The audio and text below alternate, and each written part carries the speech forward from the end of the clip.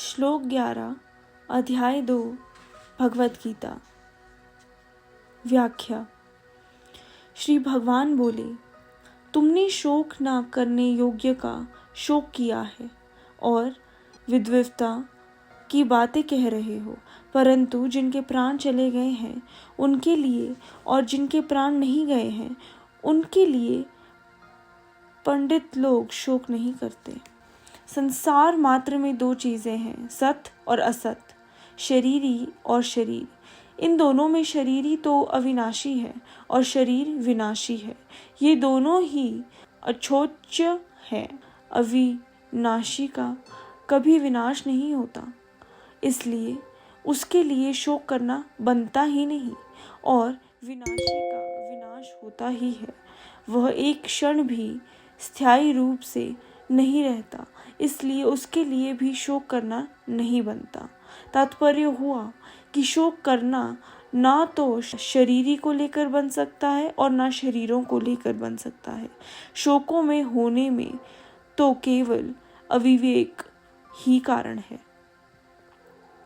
मनुष्य के सामने जन्मना, मरना, लाभ हानि आदि के रूप में जो कुछ परिस्थिति आती है वह प्रभाव का अर्थात अपने किए हुए कर्मों का ही फल है।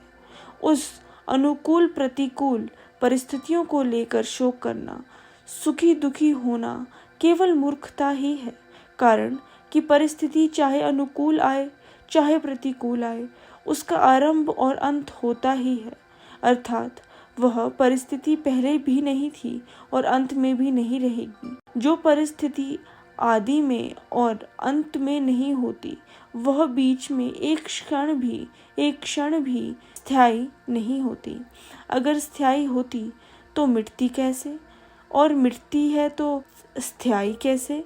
ऐसी प्रतिक्षण मिटने वाली अनुकूल प्रतिकूल परिस्थितियों को लेकर हर्ष शोक करना, सुखी दुखी होना केवल मूर्खता है।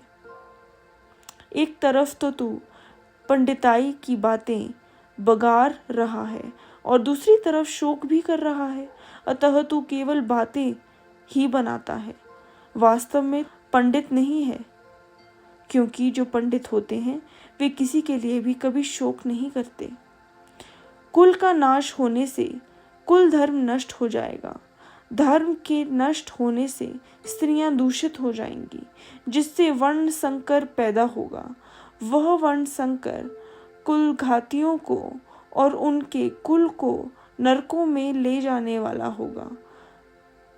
पिंड और पानी ना मिलने से उनके पितरों का भी पतन हो जाएगा। ऐसी तेरी पंडिताई की बातों से भी यही सिद्ध होता है कि शरीर नाशवान है और शरीर अविनाशी है। अगर शरीर स्वयं अविनाशी ना होता तो कुल घाती और कुल के नरकों में जाने का भय नहीं होता, पितरों को पतन होने की चिंता नहीं होती। अगर तुझे कुल की और पितरों की चिंता होती है, उनका पतन होने का भय होता है, तो इससे सिद्ध होता है कि शरीर नाशवान है और उसमें रहने वाला शरीरी नित्य है।